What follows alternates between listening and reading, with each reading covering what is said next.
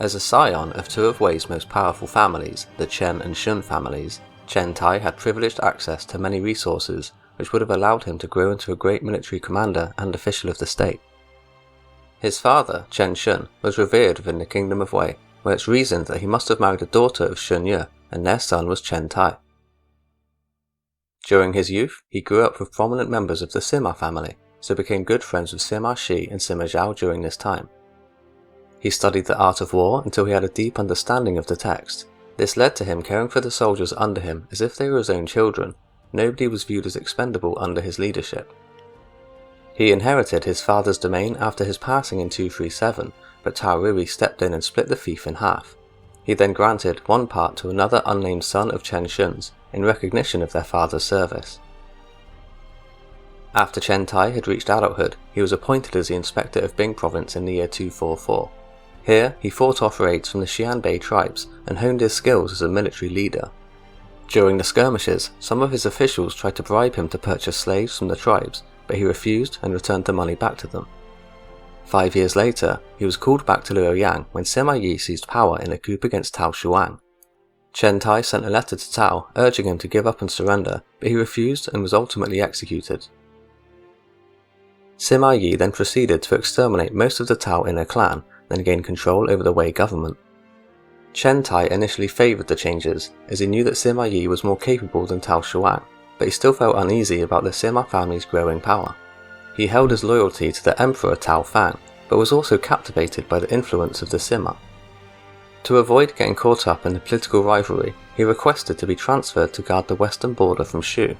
He was commissioned as a general, and then appointed as the inspector of Yong province, and then took the inspectorate seat at Chang'an.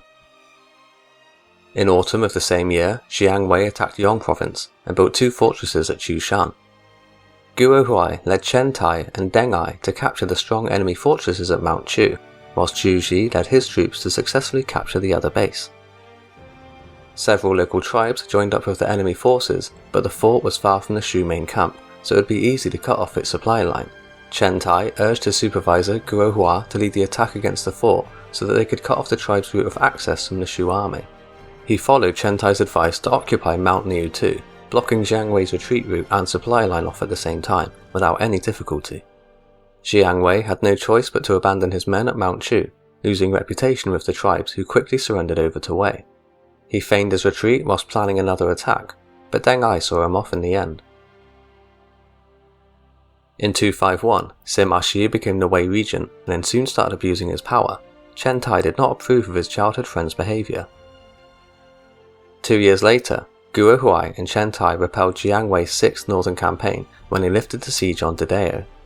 The Shu soldiers ended up running out of supplies, so Jiang Wei was forced to withdraw. In 255, Guo Hua passed away, as did Sima Shi. Sima Zhao became the new regent of Wei, whilst Chen Tai succeeded Guo Hua, taking charge of all military affairs in the Guangdong region. Sima Shi's death inspired Jiang Wei to launch his 8th northern campaign, which led to another battle at Dedeo. The new inspector, Wang Jing, was sent by Chen Tai to defend Dedeo fortress and wait for reinforcements. Eager to attain glory, however, Wang Jing charged out of the fort against Jiang Wei's men at Gu Pass, but was unprepared for the enemy defences and then badly defeated. He returned to Dedeo with only 10,000 men, whose only hope was to focus primarily on defence. Chen Tai became worried that Jiang Wei would incite the tribes to attack again, or that he might even attack the Wei supply depot at Liying, but he knew he had no choice but to lead his men to try and save Wang Jing. Luckily, Jiang Wei's follow-up attack was fully focused on besieging Dedeo, but he also set up ambush units to attack Deng Ai, Wang Bi, and Hu Fen's incoming reinforcements. Chen Tai predicted this was the case, so led his men on an alternate path through the mountains. They completely bypassed the danger and showed up at the hills south of Dedeo. Jiang Wei hurried his men against Chen Tai's unit, but was unable to fight an uphill struggle for long. As more Wei soldiers entered the area, he realised the siege could not last any longer. By October or November, he had completely retreated his army back to Shu.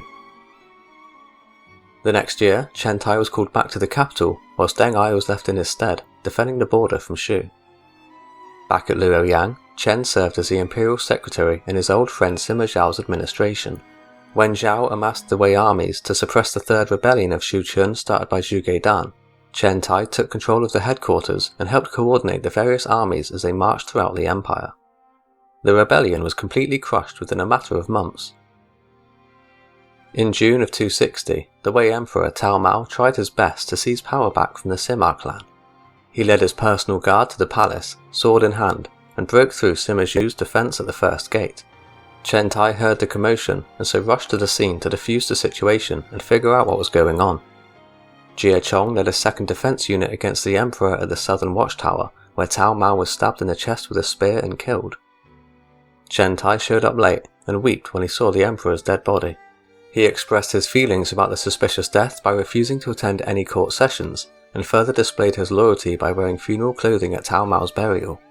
Sima Fu came to visit Chen Tai, who respected him as Sima Zhao's uncle. He was able to convince Chen Tai to relent and return back to court. Sima Fu thought he had convinced Sima Zhao to reinstate Tao Mao, posthumously granting him the burial ceremonies worthy of a prince, but this was not actually done. Chen Tai expressed his deep loyalty to the Tao Wei state when he showed up to the funeral wearing what would be the appropriate mourning garments. In the coming trial, the public called for Jia Chong's execution, who owned up for the death of Tao Mao, but Sima Zhao spared him and placed the blame on his subordinate Chengji instead, as he was the one who carried out the crime. This infuriated Chen Tai, who strongly opposed this decision, and urged Sima Zhao to execute the true culprit. 19 days later, Chengji and his family were all executed to settle public anger, but Jia Chong was spared. After being ultimately ignored by Sima Zhao, Chen Tai died in distress not long after.